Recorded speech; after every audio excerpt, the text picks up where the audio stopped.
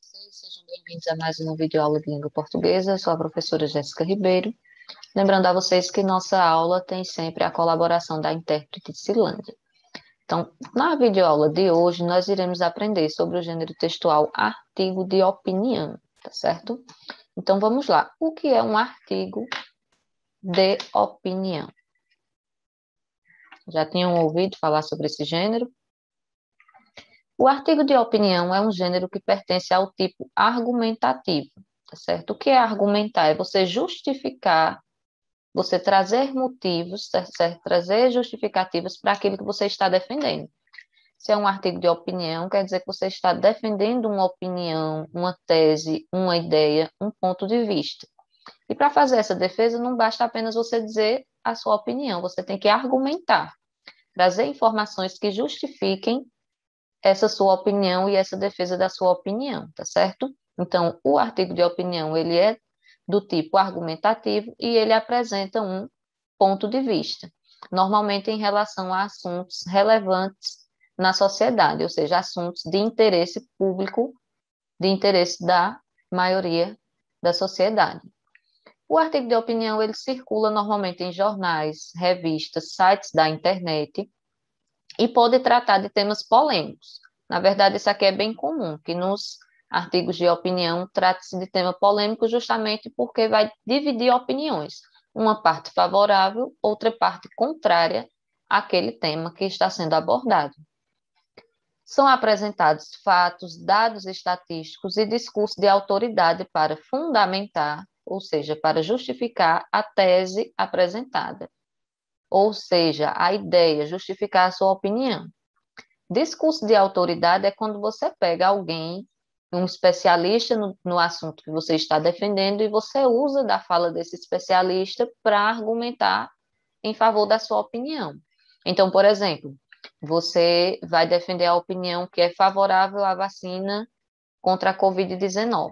E aí você usa a fala de um médico, de um infectologista, pessoas que têm autoridade para falar sobre esse assunto, para falar sobre prevenção e cuidados com a saúde. Então, quando você utiliza disso no seu próprio texto de opinião, você está usando discurso de autoridades para justificar e fundamentar os argumentos que você já está encadeando aí no seu texto. Outra coisa importante em relação ao artigo de opinião é que o seu título, ele deve ser atrativo e convidativo. Então, já pelo título, é possível você se interessar ou não por ler o conteúdo do artigo de opinião, uma vez que no título já é possível ter resquícios da opinião da pessoa que está produzindo aquele texto, tá certo? O artigo de opinião, ele é considerado, né, diante das suas características aí dos veículos de publicação, um texto geralmente curto, com a linguagem direta, objetiva, simples e harmônica.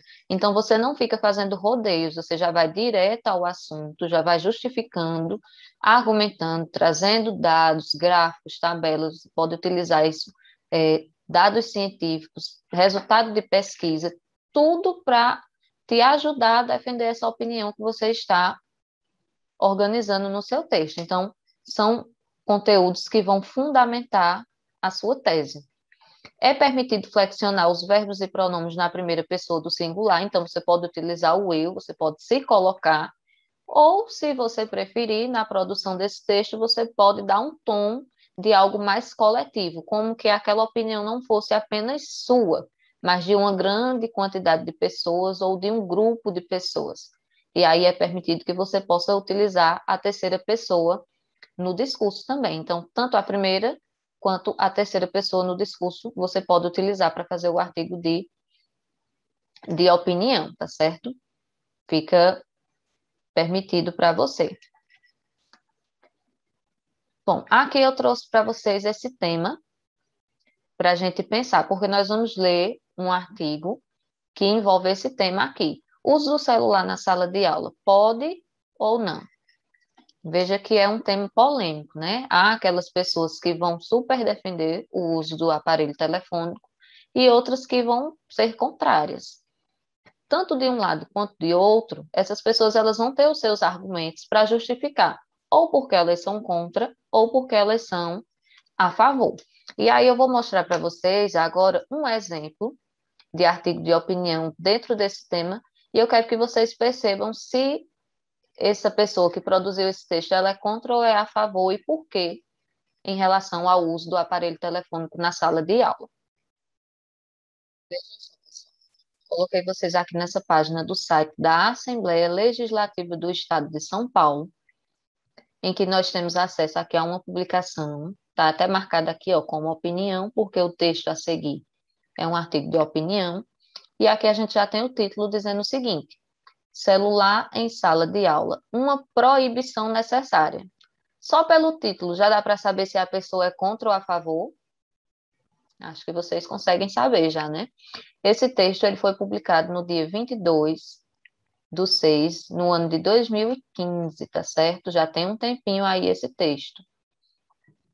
É um texto de autoria de Orlando Morando e que nós vamos ver ao final quem é essa pessoa, tá bom? E aqui inicia-se o artigo de opinião dele. Então, nós vamos acompanhar aqui a leitura para que vocês percebam como é construído esse tipo de texto. Atualmente, um assunto que vem despertando a atenção não só da comunidade acadêmica, mas da sociedade como um todo, é a proibição do uso de celulares na sala de aula. A proibição do seu uso em sala de aula é uma medida que se harmoniza com o ambiente em que o estudante está. A sala de aula é um local de aprendizagem, onde o discente é o aluno, deve se esforçar ao máximo para extrair do professor os conhecimentos da matéria. Nesse contexto, o celular é um aparelho que só vem dificultar a relação ensino-aprendizagem, visto que atrapalha não só quem atende, mas todos que estão ao seu redor. Um estudo divulgado no mês passado pela Universidade aqui, Escola de Londres, né, Escola de Economia de Londres, mostrou que alunos de escolas da Inglaterra que baniram os smartphones melhoraram em até 14% suas notas em exames de avaliação nacional. Lembrando a vocês que esse texto foi publicado no ano de 2015. O aumento acontece principalmente entre estudantes com conceitos mais baixos, na faixa etária entre 7 e 11 anos. O banimento ajudou alunos com aproveitamento abaixo de 60% nas provas. Para o resto, não mudou nada. Segundo os autores do estudo, as distrações atingem todo mundo, mas são piores em alunos com celulares e ainda piores naqueles com notas mais baixas. O impacto da proibição, diz especialista, veja, discurso de autoridade, é o equivalente a 1 hora a mais de aula por semana. O estudo Tecnologia, Distração e Desempenho de Estudantes foi feito com 130 mil alunos desde 2001, em 91 escolas de 4 cidades. Por que banir o celular? Porque ter acesso fácil ao celular faz com que o aluno tenha mais chance de distração, o que pode levar a notas mais baixas. Adolescentes ainda não têm maturidade para usar nos momentos apropriados, em ambientes liberados. É muito difícil para o professor monitorar a sala toda. A distração do smartphone é muito pior do que o desenho no caderno, por exemplo, porque o aluno entra em um universo paralelo. Enfim, são inúmeras as razões para proibir o uso do celular nas salas de aula. O Estado de São Paulo, mais uma vez, foi pioneiro nesse assunto e aprovou a Lei 12.730 de 2007, da minha autoria, que proíbe o uso de telefone celular nas escolas. Segundo a Nielsen Ibope, atualmente 15% dos 68 milhões de usuários da internet pelo celular no Brasil tem entre 10 e 17 anos, ou seja, a maioria dos adolescentes.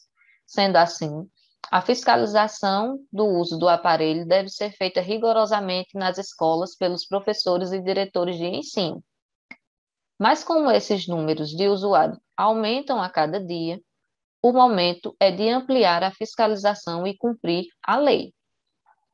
Aí aqui está explicando, né, que Orlando Morando, como vocês sabem, foi a pessoa que produziu aqui esse texto.